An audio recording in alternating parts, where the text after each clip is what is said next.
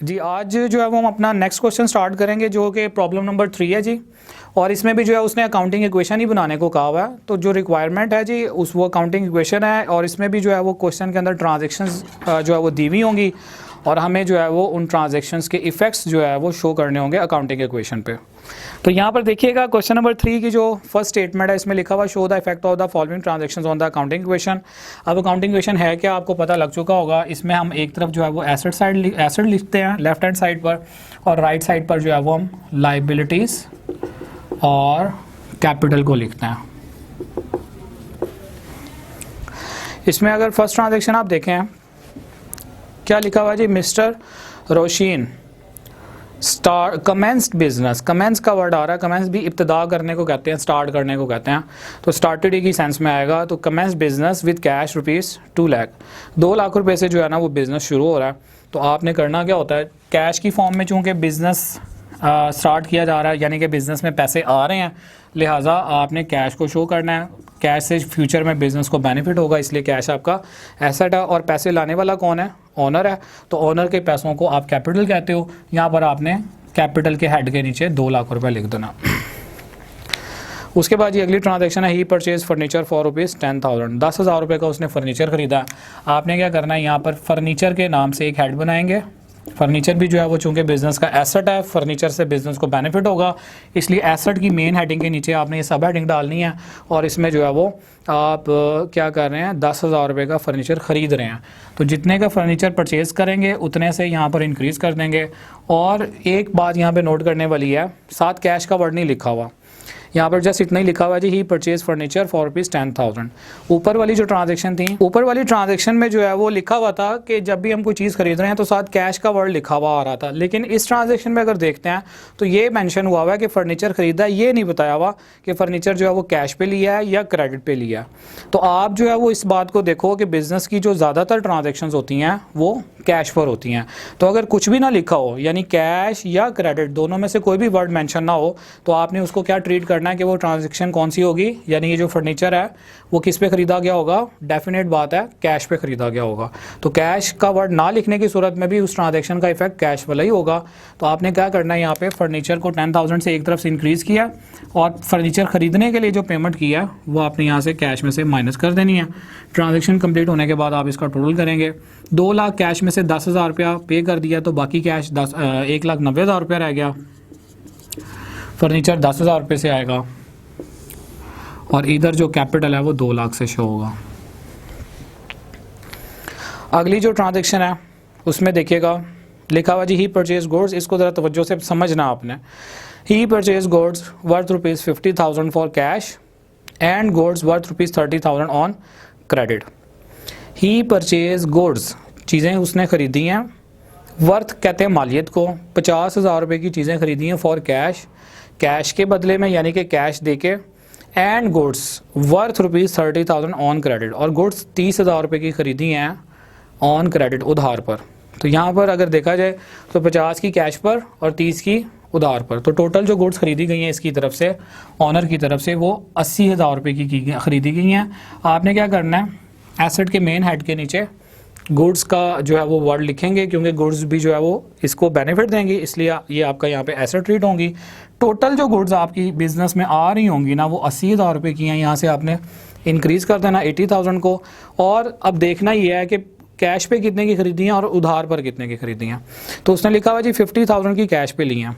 तो आप यहाँ से क्या करोगे, 50,000 रुपया दे रहे होगे गुड्स खरीदने के लिए, तो 50,000 की कैश पे हैं और 30,000 रुपये की गुड्स हैं वो उधार पर हैं। यानी कि चीज़ें ख़रीद ली थी हमने, 50 की कैश पे ली और 30 की इसमें उधार वाली शामिल है। तो 30,000 रुपये की उधार पर चीज़ें ले लीं लेकिन पैसे नहीं दिए। इट मीन्स के फ्यूचर में पैसे देने हैं हमने। तो जिनको हमने पैसे देने होते हैं उनके लिए मैंने वर्ड क्या यूज़ किया था, उनको क्या बोलते हैं हम, अकाउंट पेएबल या फिर क्रेडिटर। और अकाउंट पेएबल या क्रेडिटर क्या होती है, बिज़नेस की लाइबिलिटी होती है यानी जिम्मेदारी होती है। तो जितने रुपए हमने देने हैं गुड्स के वो आपने क्या करना है, लाइबिलिटीज़ के हेड के नीचे छोटा सा अकाउंट पेएबल का वर्ड डालना है और 30,000 जो है वो आपने इधर शो कर देना, यानी जिम्मेदारी बढ़ रही है। चीज़ें खरीदी हैं, पैसे नहीं दिए, तो इट मीन्स हमारी जिम्मेदारी है कि हम फ्यूचर में पेमेंट करें, लिहाजा 30,000 से अपनी लायबिलिटी को इधर इंक्रीज़ कर देंगे। तो अब ट्रांजेक्शन जैसे ही कंप्लीट होगी, इसको आपने जो है वो रीटोटल कर लेना। 190 में से 50,000 रुपया चला गया, बाकी जो कैश रह गया वो 1,40,000 रुपये का रह गया। फर्नीचर यहाँ पर जी 10,000 रुपये का आएगा। गुड्स जो है वो 80,000 से शो हो रही होंगी। उसके बाद अकाउंट्स पेएबल 30,000 से, और कैपिटल जो है वो 2 लाख रुपए से आएगा। नेक्स्ट ट्रांजेक्शन देखिएगा, लिखा हुआ जी he sold goods to Salim for ₹20,000 costing ₹17,000 on credit. अब ये वाला जो पॉइंट है ये क्वेश्चन नंबर 1 के पॉइंट नंबर 4 से मिलता जुलता है, लेकिन ऊपर 4 वाली जो ट्रांजैक्शन थी क्वेश्चन 1 की वो कैश की थी, और यहाँ पर जो है वो कह रहा है ये सारी ट्रांजैक्शन हुई है उधार पे, यानी लेन देन उधार पे हुआ। ट्रांजैक्शन को ज़रा समझेंगे आप लोग। लिखा हुआ जी he sold goods to Salim, चीज़ें बेची हैं सलीम को फॉर ₹20,000 20,000 रुपये की, यानी सलीम एक कस्टमर था, उसको 20,000 रुपये की चीज़ें बेची हैं कॉस्टिंग ₹17,000। उनकी जो लागत थी ना वो 17,000 रुपये थी। मैंने आपको बताया था कि कॉस्टिंग के बाद जो वर्ड दिया होगा ना वो असल में गुड्स की वो वैल्यू होगी जो हमें जितने की वो चीज़ें हमें पड़ रही हैं। तो 17 वाली चीज़ें असल में 20,000 रुपये की बेची हैं, लेकिन बेची किस पे हैं? ऑन क्रेडिट बेसिस, यानी उधार पर बेची हैं, पैसे नहीं लिए। तो अब आप यहाँ पर ट्रीटमेंट क्या करोगे? गुड्स की जो कॉस्टिंग के बाद जो वैल्यू लिखी होगी ना वो गुड्स में से माइनस करेंगे। तो एक्चुअली 17,000 की गुड्स थी और 20,000 रुपये में बेचा है, पैसे नहीं लिए। इट मीन्स सलीम से हमने पैसे फ्यूचर में लेने हैं। तो मैंने आपको बताया था कि जिनसे पैसे आपने लेने होते हैं उनको आप क्या कहते हो? Account receivable. और अकाउंट रिसीवेबल का दूसरा नाम होता है जी डेटर।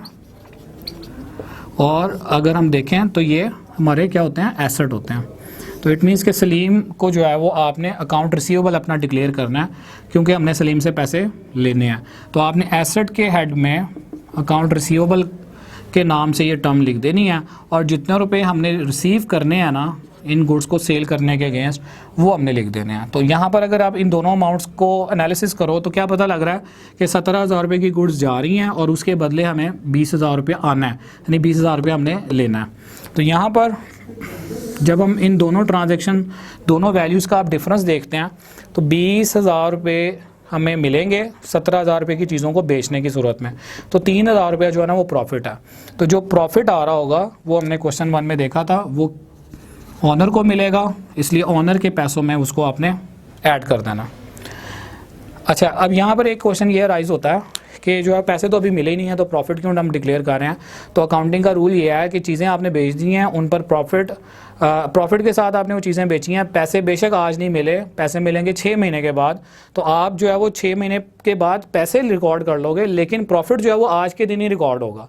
यानी चीज़ें चाहे आपने उधार पर बेची हैं, बेची आपने प्रॉफिट में है, तो प्रॉफिट उसी दिन रिकॉर्ड होगा जिस दिन गुड्स बेची जा रही होंगी। इसलिए हमने उधार पर बेची हैं, 20,000 रुपये सलीम से अभी मिला नहीं है, लेकिन प्रॉफिट रियलाइज़ होगा, प्रॉफिट रिकॉर्ड होगा लाजमी। ठीक है, प्रॉफिट को आपने लिख लेना है, फ्यूचर में पेमेंट आती रहेगी। ट्रांजैक्शन कंप्लीट होने के बाद आपने जो है दोबारा से रीटोटल करना है। इसका टोटल 1,40,000 से, ये 10,000 से आप 80,000 में से 17,000 को आप लेस कर देंगे, तो बाकी जो अमाउंट आ जाती है वो आ जाती है 63,000 से। उसके बाद ये एज इट इज़ 20,000, 30,000 और इसका जो टोटल है वो आएगा 2,03,000 रुपये से। उसके बाद जी आप देखें सेकंड लास्ट ट्रांजैक्शन, इसमें लिखा हुआ he withdrew cash ₹3,000 for his personal use. Withdrew का मतलब होता है निकालना। विद ड्रू का कभी वर्ड आ रहा होगा, कभी विद ड्रॉ का वर्ड आ रहा होगा, कभी ड्रॉ का वर्ड आ रहा होगा। तो इन तीनों वर्ड्स का जो है वो सेम मीनिंग होगा, यानी कि निकालने की सेंस में आ गई। उसने कैश निकाला है 3,000 रुपया फॉर हिज पर्सनल यूज़, अपने ज़ाती इस्तेमाल के लिए। इसका मतलब है बिज़नेस में जो कैश पड़ा हुआ है उसमें से 3,000 रुपया जो है वो माइनस हो जाएगा, और चूँकि ऑनर निकाल रहा है पैसे इसलिए वो अपने अकाउंट को, उसके अकाउंट को हमने यहाँ पे क्या करना है? कम करना है। और ये मैंने आपको टर्म बताई थी शुरू के लेक्चर्स में कि ऑनर अगर जो है वो बिज़नेस से पैसे निकाल कर लेकर जा रहा है अपने पर्सनल यूज़ के लिए तो उसको हम नाम देते हैं ड्राइंग का। तो बेसिकली उसने यहाँ पे ड्राइंग्स की हैं। आपने ट्रीटमेंट सिंपल कर लेना है, जितने रुपये पैसे वो निकाल रहा है बिज़नेस से उतने से कैश कम कर देना है, और दूसरी तरफ से उसके अकाउंट में भी 3,000 रुपये को माइनस कर देना। यहाँ पर जब आप रिमेनिंग अमाउंट देखेंगे वो आएगी 1,37,000 से। फर्नीचर 10,000 से, 63,000 की गुड्स हैं, 20,000 के अकाउंट्स रिसीवेबल हैं, लाइबिलिटी 30,000 से, और कैश जो है वो 2 लाख रुपए का। उसके बाद जी आप लास्ट ट्रांजेक्शन देखें, लिखा हुआ ही पेड रेंट ऑफ बिल्डिंग ₹2,000, 2,000 रुपया बिल्डिंग का रेंट पे किया। तो रेंट का पे करना बेसिकली एक एक्सपेंस है, और एक्सपेंस के लिए मैं आपको पहले भी बता चुका हूँ, जितने रुपए जो है वो रेंट के लिए पे किए जा रहे हैं वो यहाँ से माइनस हो जाएंगे, और एक्सपेंस जब भी कोई पे होगा उसकी वजह से कैपिटल में कमी होगी, यानी कि कैपिटल को लेस करेंगे। इधर से कैश लेस होगा, उधर से कैपिटल लेस होगा। ट्रांजैक्शन कंप्लीट होगी, आपने दोनों साइड्स का दोबारा से टोटल कर लेना है। 2 लाख में से 2,000 माइनस करते हैं तो बाकी आया था 1,98,000, और इधर जो है वो 30,000। यहाँ से जब आप लेस करोगे 137,000 में से 2,000 रुपया कैश को, बाकी रह जाएगा 1,35,000 रुपया, ये 10,000 है। गुड्स की वैल्यू 63,000 से, और ये 20,000 से। इन दी एंड जी आपने इन सब का जो है वो टोटल कर लेना है। यहाँ पर जब मैं इन दोनों को ऐड करता हूँ, कैपिटल और लाइबिलिटी की अमाउंट को, तो 1,98,000 प्लस 30,000, दैट विल बिकम्स 2,28,000। तो 2,28,000 रुपया राइट साइड का टोटल है, और यहाँ पर आपने इन सब के दरमियान सिंबल लगानी है प्लस की, और इनका भी टोटल कर लेना है। इसमें जो है कैश 1,35,000 से, प्लस आप ऐड कर रहे हो फर्नीचर की वैल्यू जो कि 10,000 है, प्लस 63,000 की गुड्स, और लास्ट में रिसीवेबल जो पैसे हमने लेने थे 20,000 रुपये। तो इन सब को जब ऐड करते हैं तो इसका टोटल भी 2,28,000 रुपये आ रहा है। तो ये जनाब आज का हमारा क्वेश्चन नंबर 3 था। आई होप आपको समझ आया होगा। आज के क्वेश्चन के वाले से अगर किसी का कोई पॉइंट है, कोई मसला है, कोई चीज़ समझ नहीं आई, तो आप मुझसे जो है ना वो पूछ सकते हैं। कमेंट्स वगैरह आपने ज़रूर दीजिएगा, और इंशाल्लाह ताला जो है वो हमारे नेक्स्ट जो क्लास है उसमें हम अपने क्वेश्चन नंबर 4, 5 और 6 को देखेंगे। आज के लिए जी इतना ही। Thank you so much. अल्लाह हाफ़िज़।